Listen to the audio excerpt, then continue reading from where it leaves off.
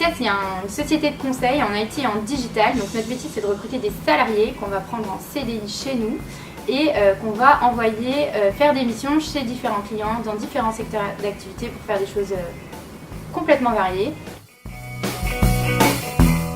L'ingénieur d'affaires, c'est avant tout la casquette de recruteur. Et dénicher les talents de demain, faire une certaine sélection, j'ai envie de dire, s'assurer d'avoir la bonne personne au bon moment, au bon endroit, pouvoir lui proposer quelque chose d'intéressant. Pour moi, c'est aussi une casquette de manager, que c'est important de pouvoir emmener les talents qu'on vient de réussir à recruter à grandir grâce à Extia, à avoir une expérience positive via notre société, les faire monter en compétences et leur faire acquérir de nouvelles compétences et connaissances grâce aux missions qu'on leur propose et aussi à tout ce qu'on peut leur apporter chez Extia en termes de formation, d'accompagnement.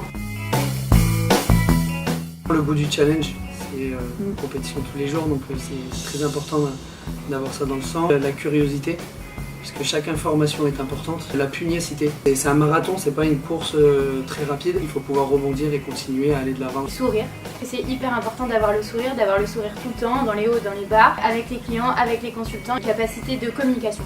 Il faut savoir communiquer et communiquer avec tout le monde, avec des gens très techniques, avec des gens pas du tout techniques. Être capable de s'améliorer tout le temps. Il faut être capable de se challenger soi-même tous les jours pour évoluer soi-même et après faire évoluer d'autres personnes dans son équipe. Bonne question. Moi personnellement, je viens plus d'école de commerce. Avant, je travaillais au Mexique quand Extia m'a appelé, donc forcément, j'étais pas prédestiné, disons, à travailler comme ingénieur d'affaires. Et puis en fait, après le premier entretien, le deuxième entretien qu'on a eu, si, en fait, je me suis totalement retrouvé là-dedans. Après, c'est vrai qu'il y a beaucoup d'ingénieurs aussi dans le métier d'ingénieur d'affaires, enfin des gens issus d'écoles d'ingénieurs. Ils ont un petit avantage quand même par rapport à nous, c'est que sur les aspects techniques, ils sont beaucoup plus forts et quand il s'agit de tester des consultants et des candidats en entretien, ils nous pètent bien les fesses sur les questions techniques, mais bon, on a des petites techniques pour se mettre à niveau.